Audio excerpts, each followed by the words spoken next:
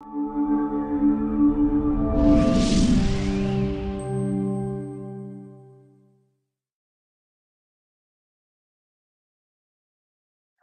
everyone, and welcome to Speak Up Sis Talk Show, Conversations That Connect.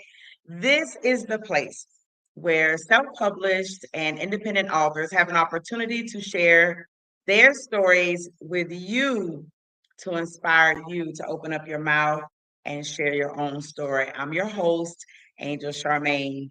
I'm excited to be in this space. I know it has been a minute since you all have seen me here, but that's okay. I think y'all are going to be excited about all of the new things that are coming. Speak Up Sis Bookshelf is actually a physical space now. Yeah. And that is exactly where I am today at the Speak Up Sis Empowerment Center, where the Speak Up Sis Bookshelf is housed in its physical form. And so we've got a lot of great things coming your way. So please, I pray that you will extend some grace to your girl for not being in the space as often as I have been, but we are coming back. And today I've got an amazing person here to get us started again back in the Speak Up Sis Bookshelf Talk Show space. And she is a beautiful artist as well as a self published independent author. And I'm going to let her tell you more about who she is and what she does in this world. Her name is Felina Martin, and I got an opportunity to actually meet her in person, and her personality just shines.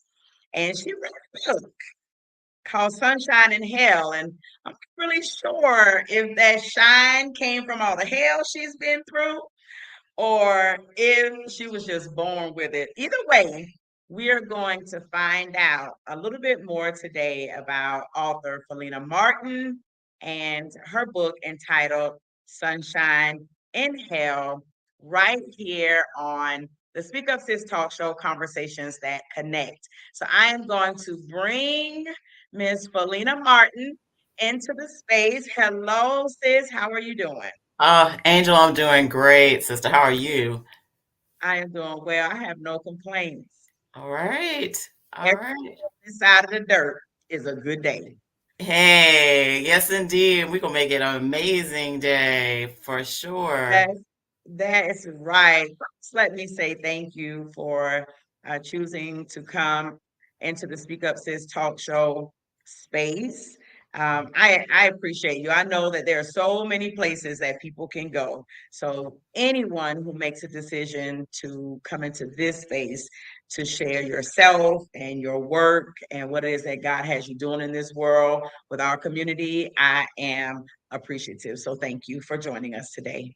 Well, thank you for having me, Angel. It really is an honor on my part to be in this space with you. I watched you work in our community, and again, it's a privilege to be on your show, to talk to you, to be real with you, as well as your followers and listeners. So, again, the pleasure and honor is all mine. Most definitely. Thank you, sis. So we have uh, a very candid conversation here in this space. I know that you have seen some of our previous shows. So we do invite our viewers to leave comments and to share their thoughts with us. And so if you are watching us, hello and welcome to Speak Up Sis Talk Show, Conversations That Connect with me, your host, Angel Charmaine, and our guest, Felina Martin. Feel free to leave comments. We do address them. If you have questions for Felina, feel free to leave those in the comments as well, and we will address your comments and your questions today. So let's go ahead and get started. Felina, if you will, please start by sharing a little bit about who is Felina Martin. Sure. Well, Felina Martin, like a lot of your viewers, is a lot of different people, right? So, in addition to being a mom, a sister, daughter, all these wonderful titles, I'm also an author of Sunshine and Hell. I'm an artist, hence some of the artwork behind the wall. I'm also an emerging fashion designer, and I know some people hate that term, emerging, but emerging to some, but to God, definitely a born fashion designer. Among all these hats that we wear, and right now, just finding my space, Angel, to be truly who I am, unapologetically, and with empowerment and with a fearless attitude. So I am all that and a bag of chips, as are your viewers. You are all of that and a bag of chips and everything above that and beyond, because of all the responsibilities and hats that we wear and the dreams that we are trying to fulfill. So that's Felina. I mean, there's a lot going on in that world called Felina in my head. But as you had mentioned, the author hat is no less important than the artist, and it's no less important than the fashion designer. All of those things have equal weight above everything. So just that's Felina. It's like, really, wow, how much more can I tell you besides anything that your viewers might have for me? I'm definitely an open book, literally, because of the memoir that I wrote. Angel, So, yes. you know, we're going to talk about that memoir because the title alone grabbed my attention. Not Sunshine After Hell, but Sunshine in Hell. I thought that's interesting. And of course, I read the fine print. We've learned that in TV, right? You've got to read the fine print. And so when I saw that love, loss, and sex addiction, I was like, Yeah. okay, yeah, if you wanted to grab somebody's attention, that is definitely the way to do it. And so we're going to talk a little bit today about your book titled Sunshine in Hell. But before we do that, I would like for us to talk about you as an artist. I believe your community and the Augusta community probably know you best as an artist. How did you get into the visual arts? Is it something that you were born with and you just always wanted to do, or is there something specific that sort of led you into a space of being an artist, a visual artist? Yeah, Angela, that's a really good question. And I'll give your viewers a little background on and some context. So, I originally was drawn to Augusta, Georgia, first because a friend told me that there are amazing people that live in Augusta, and I was like, "Oh, sure, whatever." Didn't think twice about it. And then fast forward a couple of years, and I found myself in a position of looking for employment, and she said, "You know what? I know this thing in Chattanooga didn't work out for you, but there is an amazing opportunity for you in Augusta, Georgia." And so I was like, yeah, okay, no problem. And I applied for this particular job. And as I told you this story before, Angel, yes, it was the job that brought me here, but it's the people that keep me in Augusta. It is the people that I have fallen in love with. And so, although the job didn't stick, and I think initially people may have known me as the director of the hub when I first moved to Augusta. So that became my identity for a period of time. And that opportunity, Angel, afforded me to get to meet people in the community from all walks of life, from your millionaires, your multimillionaires, to the people who were trying to figure out where their next meal was coming from. And so, as I've told this story countless times, because I can't live without telling this story, God has implanted this story in me. I woke up about 3 in the morning on my transition to moving to Augusta and being responsible for opening up a $40 million facility. You know, the focus and the spotlight was opening up this building in the community. But God woke me up 3 in the morning and said, "It is not about a building, it is about my people." And I want you to think of those who have a faith based walk can understand what that feels like when you hear God's words loud and clear, that you can't sleep. You have to wake up and you have to be obedient to what you hear. And so I knew that there was something special about Augusta, and I knew that it was about the people. It wasn't about the landscape or the river going through the downtown core. It wasn't any of that. It was about the people. And so, although my transition of what I was known for being in that position to now really working uh, what I consider to be a blessing and a gift, the artist in me, bringing that into fruition, and now even working on the fashion designer in me, it has been a transition. And so, what I would love to be known for is someone who has maybe, again, later in life, realized their dreams, realized their purpose, realized their gifts. And I want to be known for all of them because I'm not just one person.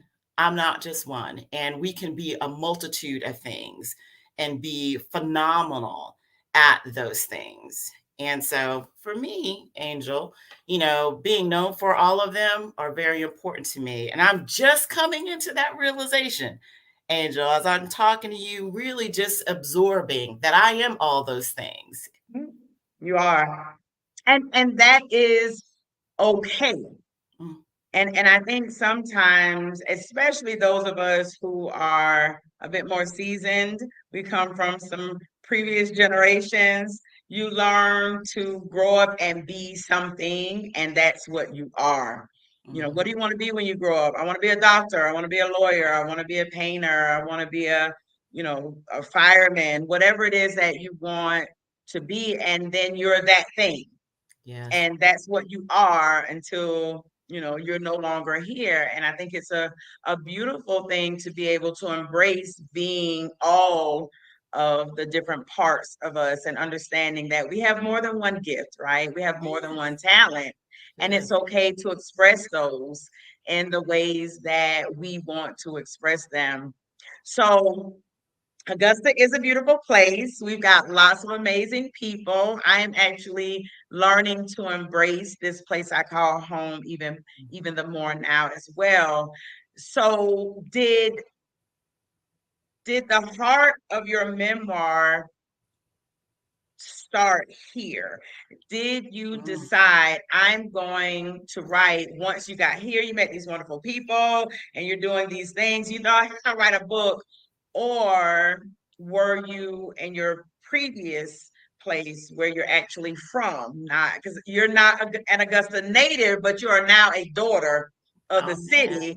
But Yeah. where did this journey from artist, from managing this multi-million dollar organization, how does that transition into becoming an author? That's a great question. It is a really good question. So, the transition, it's interesting. The book actually had been buried inside for a long time. Uh, the book is based on my marriage to my ex-husband. It is a short window of time in my life. Short, although it was a 20-year relationship. We were married for 16 years and together for 20. It was a short time frame within my life. And after I got the divorce, it took a little while, of course, having gone through what I went through, and we'll talk about the book in detail in a little bit. But I knew that my struggle of what I was going through was not just limited to me. And being married to a sex addict, I knew that my experience could not have possibly been limited to just me. And so I knew I had wanted to tell my story. I knew the lessons I had learned from my parents' marriage, how it impacted my marriage, my view on my husband, my view on marriage itself. Of course, that was my example was my parents, and they had a very roller coaster ride of a marriage. And so I knew that I wanted to tell my side of the story. I wanted to tell my truth. And I was like, Angel, this book has been sitting in my computer and in my spirit for well over 10 years. And I would write every now and then, and let it sit in the computer. I'd go back to it, write a little bit. But in light of my move and then my departure from my job in Augusta, I was given the gift of time. And that's how I look at it. That time that I was given, it afforded me to reflect back on my life and say, what are those things that I have not done? Those seeds that God has planted in me that I have refused to allow to grow. I said, what are those things now that I've got this time? What are those things that I can do? And I said, I could write this book. I can finally write this book. Because again, my story is not meant to just be for me. It is a testimony of going through trauma, going through loss. It is a testimony that can give life to someone else. And how dare I bottle that up and keep it to myself? And so for me, it was a great journey to finally put everything on paper. Angel, finally go ahead and put it on paper so that I could benefit someone else. So you go from being a community convener and activist to writing a book. The book has always been in there. And like your viewers, I'm sure deep down inside, they have a dream, they have a vision that's always been in the pit of their gut. And I knew that I could not continue living a life of regret of not publishing this book, of not publishing and not sharing it. And before it had even hit Amazon, Angel, the book was already blessing someone who I was telling about the book and literally just broke down crying, saying that that is my story. And that was before the story was even released. So this is where it gets really good, and this is why we call it conversations that connect. Because in this space, we have lots of aspiring authors, Yes. and one of the things that I know I found the most difficult, people will often ask, what was the most difficult part of writing the book? And personally, I find when you're writing memoirs or nonfiction books that are based on your life, it is dealing with what you're going to tell, Mm, what you're going to share, because you've got years of life that you put in your book. And I think your book is somewhere like about 120, 30 pages. So you got lots of life to put in that book. Was it difficult to determine the pieces of the story that you would put in this memoir?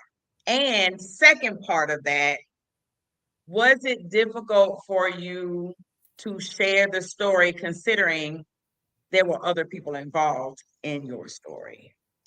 right. So, yes, the journey of writing the book was difficult. I did have a little help, and that help came in the form of me journaling. I had been journaling since I was like 12 years old and kept all of my journals. So, I even had the journals from when I was married. And I may have skipped a couple of years or whatever, but I had my journals to reflect back on the accuracy of the information and what I was experiencing at that time. I will say writing a memoir as opposed to writing something that is fiction is a whole different journey. Um, and for me, again, I'm writing and I'm having to relive experiences that I have gone through. And so it was somewhat triggering to write the book. But it was the healing had already taken place years ago. And I think it was finally time because I had to get through that healing before I would be able to sit down and write this book that would, the occurrences would be triggering emotions and feelings. When I talk about having lost our first child, um, it takes you back. I mean, I'm back in the hospital room. I'm back at the funeral home. I mean, you are back in that moment. And again, I documented some things, but obviously there's things that you will never ever forget. So going through that journey, there is a part of my life that I intentionally did edit out. I wrote it, Angel. But then I said, you know what? I wanted to, it was an experience of my ex-husband and really for him, a specific experience with him. And I chose to take it out. I wrote it. And then I reflected back on that experience and I said, you know what? I'm going to keep that moment to us. Um, and it was definitely an impactful part of the story, but it would not have, for the readers, it really would not have changed the dynamics or the flow. So I omitted that. And then to your point about for writers, like how are you determining what to include, what you don't include? You have to be able to include things that you can stand behind in public. You have to be able to stand behind those questions if Angel asks, hey, tell me about this in this book right here, page 16, when you said this and this and that. You have to be able to stand behind it and stand behind it proudly. I reveal some things about my parents' marriage, and I have to be able to stand behind that, whether it's in front of my parents or if it's in front of my son. Uh, the audience, that's okay. The audience is the audience. But if you are writing stories and you're writing about people who their lives will be impacted by what you say, you have to be able to stand firmly on your truth in what you write in black and white. And that's how you determine whether you're going to include it or not. At least that's how I determine, you know. think I think that's a really good point. I don't believe I've ever heard any other author in this space say that, Mm, but it is the truth. It is the truth. And I think oftentimes people don't want to speak up and they don't want to share because they don't want to have to stand up mm. and respond to what is in the word. And here's the thing, because this is a God space. Speak Up Sis is rooted in Revelations 12 and 11, for they triumphed him by the blood of the Lamb and the word of their testimony, and they did not love their lives unto death. And I often say that for many of us, life is our reputation. Yes. Your life is what people think of you, what you think of yourself. And sometimes we love our reputations Mm. more than we want to be free. What? And so if we're not willing to say, son, daughter, mom, dad, whomever, this is the truth, Right. this is what happened, then it's difficult to put it in a book. Yes. Yes. It'll be very difficult to put in a book. So that is a very valid point, and I think it's a good one to share with people who are aspiring to write their own stories in the form of a book and to share it with the world and the people who are close to them. So that's good. Yeah. Thank Let's jump into uh, Sunshine and Hell. Ah! I want to talk about this book. I would like for you to share with our viewers about Sunshine and Hell. First, start with the title. I used to be an English teacher. Mhm. Well, I guess I still am, just Yeah. not in the traditional sense. I don't have my own classroom anymore in a school system, but we tell people to not judge a book by a cover, but we do. We do. And in the literary Human. world, we most definitely do. I actually taught my students to dissect a book prior to reading it just based on the cover. Wow. And Love so that. when I saw the title, it makes me want to read this book. So, first, if you will, please tell us about how you came up with that title. Did you know what the title of the book was going to be prior to writing it, or did it develop out of the writing? So twofold.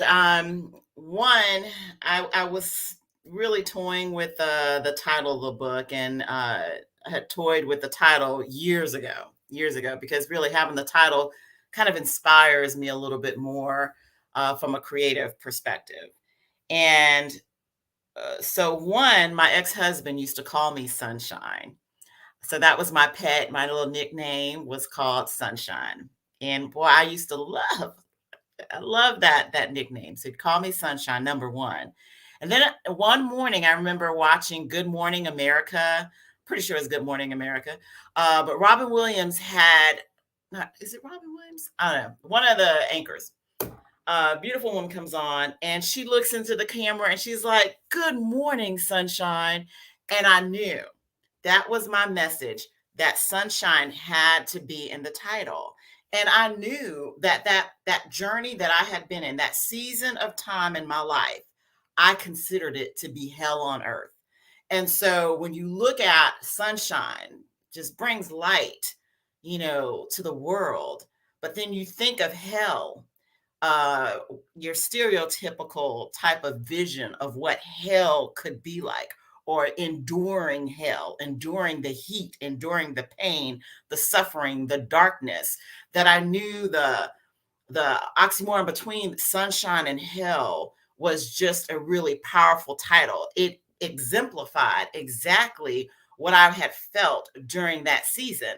So for sunshine, me to be in hell during that season, it's a perfect example of what the reader would experience by reading the book, because it literally was this moment of time where this person, who was given this pet name Sunshine by someone who she loved and faithful and loyal and all these, just I admired him so much, for that to be put in hell by that same person.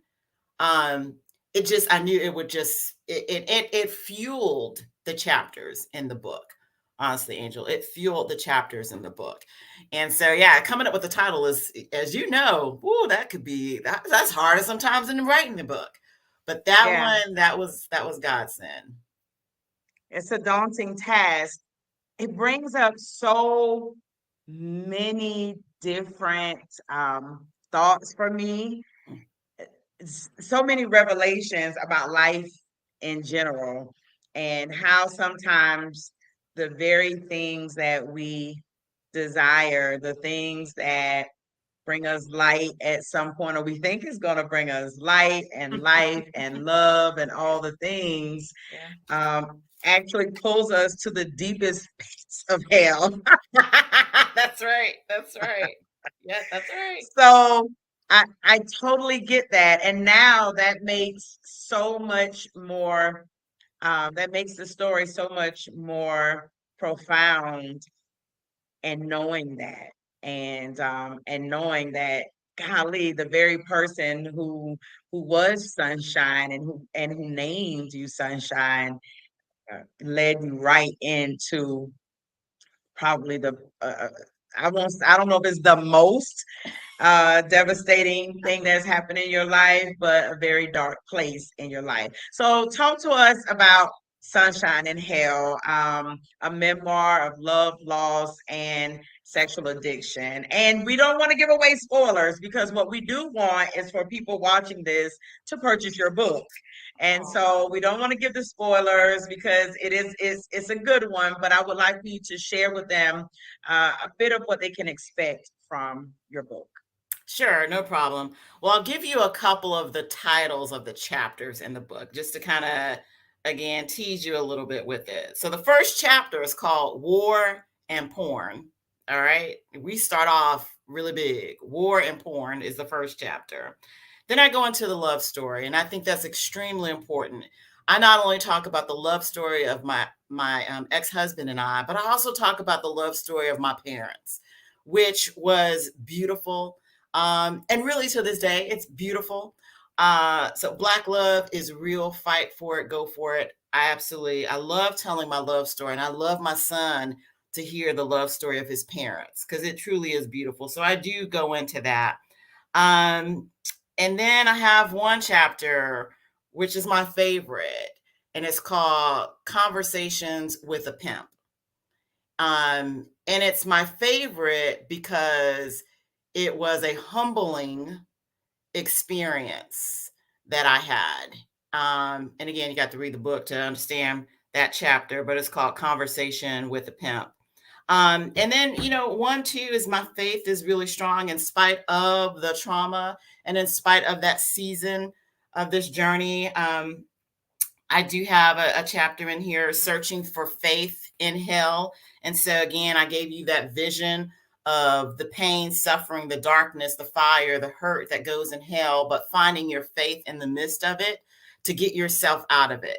Because knowing, again, that it's just a temporary season can get you a long way. So, in spite of the tears, the crying, the hurt the anger, the roller coaster of emotions, having yourself grounded in faith, Angel. Oh my goodness, there's nothing like it.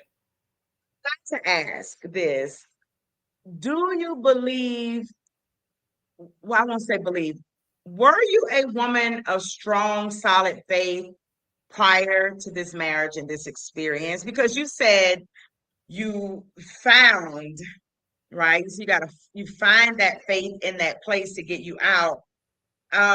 Was it a faith that had been lost and found, or was it a faith that just was and you had to sort of use it? Or was it a faith that you literally found because you're in this place? I know Ooh, that's a Angel. loaded question, but I need to know where the faith, what type of faith, when did it start, where did it come from, and to know how it pulled you through this. Yes, that's a great question. A great question. So, I wouldn't say that I was born like just religiously in the church, diehard in the church, but both of my parents had a very strong spiritual connection, and I always knew there was a higher power. And even to your point earlier, so much I knew there was a higher power that I really didn't like I didn't succumb to the typical maybe high school thing of where I cared what other people thought, girls thought, all that kind of stuff. I was on my own journey. God had planted that in me early on. So I really could care less, was my mentality. And so also my faith was in there when I was young. My faith was there when I was dating my ex-husband. I met him when I was 16 years old. He was 18. So we were just that was that young love, like blind, ignorant love. So I met him when I was young, and the faith was already there, Angel, because faith was guiding me through a lot of decisions that I was making, college choices, jobs, things of that nature. We got married when I was 20. That was another level of faith. Um, and so I would say faith had always been a part of me. I think we are oftentimes put in positions where we have to we're testing ourselves. How strong is that faith? It's almost like, okay, it's that look in the mirror. Yeah, you say you're faithful. Well, let's see. Let's see. When you're in that situation, how strong is your level of faith? So it had already been there. I would say, having lost our first child at that point, I think I was 23 when we lost our first child. That tested my faith. And I had to be a different level of having strength in my faith in God. Um, to get through that. That was hard. I think everything we go through in life, if you have that faith, it is constantly built and you get stronger and stronger, like exercising a muscle. And so it had already been there, but as we grow, as I grew, my faith continued to grow. Angel. And so, I mean, I have to preface that by saying that it had already been there. It wasn't like I found it, once I found these phone numbers in his coat, his suit jacket, things like that. It was my faith had already been strong. Okay. It's interesting because there are some people who find faith in the midst of hell, Mm, you yes, know, and sometimes you don't realize it's a thing, you don't care about it. They say when our backs are against the wall and we are at the lowest we can ever be, all of us at some point will yell out, Lord, Lord, help me, right? yes, yes. So I was wondering if you found it in hell, or if you took it down there with you. And it sounds like you took it down there with you, and it got stronger That's it. That's it. because of it. And I'm learning though, you know what? I'm like, I don't want to be tested, and I refuse to say that God puts us through these tests. I refuse. Other people might say something different, but Okay. I refuse to believe that God puts us through these tests. What I have learned is I say, Lord, help me if I'm trying to walk up a hill. I say, Lord, Mhm. help me get to the gas station. I call on God for his grace, his mercy, and I give praise to him for everything, because I don't want to just wait until Mhm, something crazy happens and now I'm down on my knees. Are you kidding? mhm. Every day we have is a gift. And so Right. I really have built, I don't know that it's necessarily faith, more so that it is gratitude that has Mm, become stronger and stronger as I've gone got through you. different trials and tribulations. My trust has in God has become stronger through these trials and tribulations, Right. right? I mean, faith of a mustard seed. I mean, it don't take a lot. And I'm Mhm. like, thank goodness. I can't get to the sunflower seed level, but if it's, mustard seed, come on. And mustard seed, if that's all you ask, hey, I can do that. I can do that. I can dig it. I can dig it. Before I let you go in this space, we've got to touch on this sex addiction component. I have to. Absolutely. Because yeah, it drew me. It drew me. I don't know about anybody else because I've never met anyone who said they had an addiction to sex or was married to someone. Although I'm sure I probably know a lot of people who are, they just don't talk about it. So, why do you use that term? Did you all actually go to counseling and were told this is what your husband is dealing with? Is it a term that you developed later as this was his issue? And when did that become an issue that would lead to you having to write a book like Sunshine and Hell? Sure, sure. Well, first for your viewers, if you're interested in the book, yes, it is available on Amazon exclusively. I mean, it's not like the search. I'll just ask Angel if you will please lend your support and the actual hyperlink to the book, if you'll put that somewhere on YouTube or online, because the book is not like, I don't know how they do their whole search engine thing. You have to sell a certain number of copies before you can find it. But again, it is on Amazon. So So I'm you going have to to. sidebar here. You're absolutely right. It was difficult to Mhm. find your. It does that if you type in Sunshine and Hell in your name, it doesn't just pop up. Amen. Yeah. But I will, and before we leave here, you'll have an opportunity to give them all your contact information and all that good stuff, and I'll make sure that I include a link. Yeah, I appreciate that so much. Yeah, Amazon's very interesting, but so I appreciate that support, Angel, on that. But for your viewers, in terms of sex addiction, again, this is the part of the story. There's a couple of different nuggets. There's a few nuggets within the book that I would hope helps the reader. But talking about the sex addiction piece of it is really strong and impactful, in the sense that, again, I want your viewers to know, if you are in a situation, whether you are the spouse of the sex addict or you could very well be the sex addict yourself, there is space and there are places for you to get the help that you need. And that is very, very important for me to share and say. Um, some people will look at sex addiction and like, oh, that person is just wild. They're just out there, or they are just a cheater or something like that. It's deeper than that. And I had to learn that. This was definitely a humbling experience for me to learn that, because, again, I loved my husband emphatically. And so to realize this, after, again, my bruised ego, my battered heart, to get to that level. And let me tell you, it took a lot to get to that point. And it did take, Angel, therapy, because if you read in the book, I journalized this. After finding out that my ex-husband had been sexually abused, and then followed by finding out about his sex addiction, we went to counseling. And the counseling is what really revealed that it was a sex addiction. He was telling me things that he had gone through and what he was doing after I discovered stuff, of course. But when we went to counseling together, I really realized some things. And he had stepped into counseling before we had gone in together with counseling.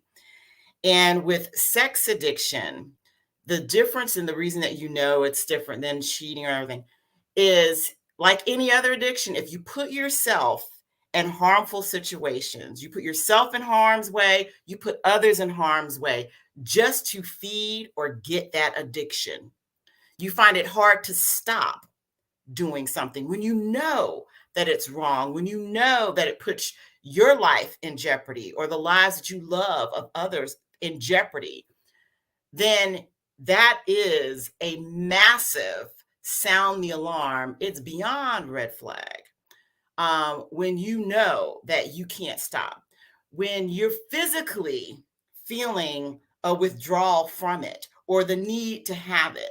And sometimes it may start off as a gateway of pornography, and you may have heard that term gateway, as being addicted to porn. And so there are these different things that you discover.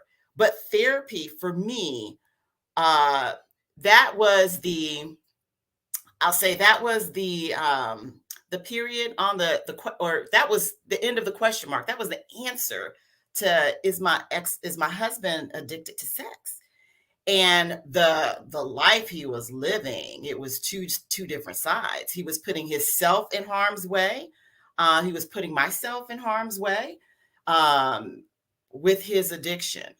And you have to make a decision for yourself that you love yourself more than you love what that person is going through. Okay. And that may sound a little strange, but I had to realize, Angel, I love me more. I said, I love me more. And I stayed with him for 4 years. I fought for that marriage. I fought for our family. But at some point, and it was a point in which, Angel, God had said, he is not your burden to bear. When God planted that, I was like, you know what? I can love you, but I don't need to live with you. When I tell you, I need somebody to put it in the chat for me. You have got to love yourself more than the understanding you have for what a person is going through. Yes. That is good, Felina. And Mm. I think that is a statement that will help to break some things off of people because oftentimes when you know what's wrong with a person, it's different when you don't know, right? Right. You don't know. You're like, you're just acting up, you're cheating on me, you're doing whatever, leaving you. But when you know it's a sickness, when you know, when you understand, whether it's sex addiction, whether it's alcoholism, whether it's drug addiction, whatever the situation is, when you understand what they're dealing with, sometimes we'll sit in that place far longer than we should Yes. because it's almost, did you feel a bit of a guilt to walk away from it, knowing this isn't intentional? This man is, somewhere he does love me and I get it and whatever, and how am I just gonna leave him, right? Hmm. Did you deal with guilt? And if so, how did you push past that goal? Or is it I learned to love myself more than this? Was that the thing that helped you push past guilt if you felt guilt by leaving? Right. No, that's a great question. And so for me, yes, learning to love myself was a big part of it. God's words releasing me from the marriage was another. Also, knowing that I had given 4 years, Angel, you should imagine 4 years knowing that you're married to a sex addict, knowing that there are things, whether it's a promiscuous billboard that's shown or a commercial on TV, it could be anything that might trigger his addiction. Again, like any other addict, right? So things that might trigger his addiction. And he traveled a lot as well. That did not help the situation at all because there's no accountability. When you are traveling and people don't know you, you're really free to do just a little bit of everything. And so we had made accommodations. I was definitely being more confrontational. I'm not typically a confrontational person, but for this, again, I'm fighting for my marriage. So I'm gonna, I'm gonna fight for it. I'm gonna make changes for myself. But I think the biggest thing for me was his relapse, Angel, his relapse, as well as his lack of humbleness. And those two things were really pivotal, um, for like me personally, with not feeling guilt. God's words to me, He is not my burden to bear. That no guilt. And as I said, I love my ex-husband. I will still have love for him. I'm not in love with him, and I don't need to be married to him to love him. Love, we got to realize this thing called love now. Come on. Right? So for me, there was no the feeling guilty. And plus, I have a son that he is looking to me and how That I part. handle this, right? Because how I handle this is how he is going to handle his relationship and what is he going to put up with? Will he allow someone to abuse him? And there was verbal abuse because with the addicts, anyone who's dealt with addicts, they are very manipulative. Very manipulative in a lot of the things that they do and things that they say, not only maybe possibly putting your life in danger, but also finances. Oh my goodness, to fund their lifestyle. So there were so many factors that when I walked away, oh my gosh, I walked away so relieved, like the shackles had been undone. And I used to joke around saying I was going to call this book, Angel, I was going to call it How to Lose 150 Pounds. And it was going to be divorce. Get a divorce. You want to lose 150 pounds, 200, however much he weighs, you know, get that off of you real quick. So no guilt at all. No guilt at all.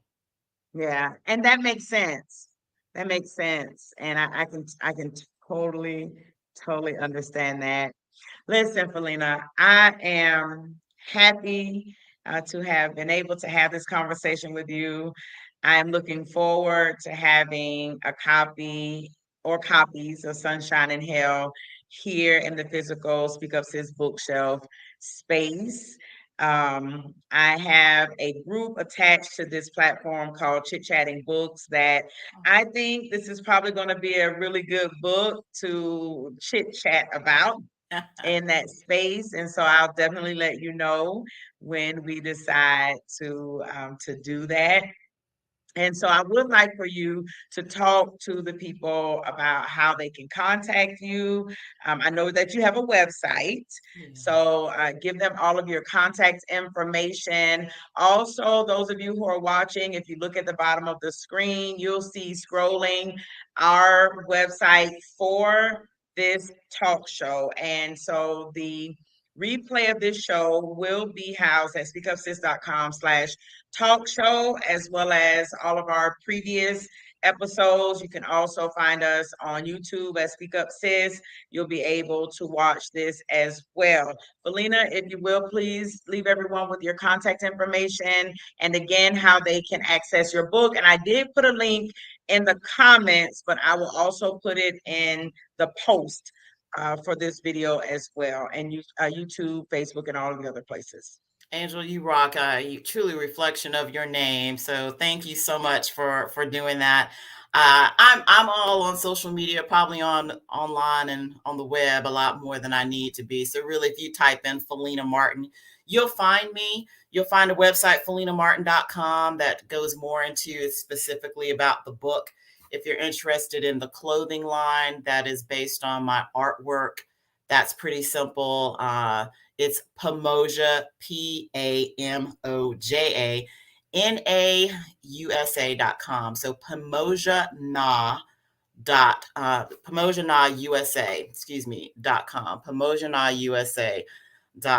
So again, I am an author, an artist, and a fashion designer.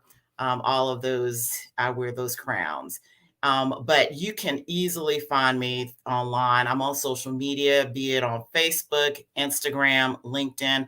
I would absolutely love to get your feedback. The book also includes some resources to great mental health counselors, also sex addiction groups that you can find. They're included in the book as well for you to reach out to. Excellent. Excellent. Excellent. Thank you so much. You're Again, welcome. I appreciate you for joining me here on Speak Up Sis Talk Show, which is the place where self-published and independent authors have an opportunity to share their testimonies via their written work. And my goodness, you have a testimony. And so listen, if you don't have a testimony, I think it's kind of difficult to fully understand joy and peace and Yes, contentment and God's love and all the things if you don't have a testimony. that's it. That testimony kind of heightens Yes, yes, Angel, those things, right? for So sure. I'm grateful that you chose to speak up here on the Speak Up Sis Talk Show Conversations that Connect, to share Sunshine and Hell. I invite all of our Speak Up Sis community members to go get the book. Again, you can find it on Amazon. I put a link in the comment section. I also place a link in the YouTube description as well as the Facebook and LinkedIn description for this video. And again, I encourage you, go support this sister and purchase the book and then tell somebody else about the book. And don't forget to leave a review. You Uh, all know in this space, I want you to make sure that you're doing the things that will get self-published authors and independent authors traction for their work. Purchasing the book is one step. Reading the book is a second step because people will buy a book that they never read. that's right. Um, It'll sit on the shelf. and Yes. hey, I'm not mad about it. I'm just saying we write books because we actually want you to read Mm. um, the books. And then the third thing you can do is to write her a review, so that other people will know that it's something good in there for them, if they do that. And then the fourth, share her with somebody, at least one other person. Make sure that you share her. And with that, everybody, Felina, I always ask my guests to give the final word in this space. Do you have a final word of encouragement or inspiration or whatever you would like to leave our viewers with? I'm going to give you that opportunity right now. Wow. Well, thank you so much, Angel, for giving me that blessing. Really for your viewers, it's taken me a long time to get to this point, but really, I would love for you to live your dreams. You got one shot at this, just one. Live your dreams, not somebody else's dreams, not mama's dreams, auntie's dreams, but your dreams. And if you have children, be mindful. They are watching. They are watching you live or not live your dreams. People on their deathbeds, they are questioning like, did I regret anything in life? And you don't want to be that person who has regrets for not writing that book, for not singing on that stage, for not taking that trip. Live your dreams. Live your dreams. And don't question, how am I going to do it? Don't think like, how am I going to do it, or if it's going to get done. You'll make it happen. You will make it happen. So just you plan on the when it's going to get done. All right. And don't question the how. But live your dreams and live your life the best that you can possibly and fully live. And you have beautiful people like Angel, like myself. There's some wonderful sisters around you that will be willing to help you along the way and give you guidance. Just ask for it. That's all. Thank you so much for those final words. Listen, go live your lives. That's it. Yes. And with that, everyone, I am going to say thank you so very much for joining me and my guest, Miss Felina Martin, On the Speak Up Sis Talk Show, conversations that connect, the place where self published authors and independent authors can share their testimonies through their written work to inspire you to open up your mouth and share your story. Until next time, you all make sure that you go and live your fullest life, like Felina Martin has instructed. Y'all take care. Bye bye.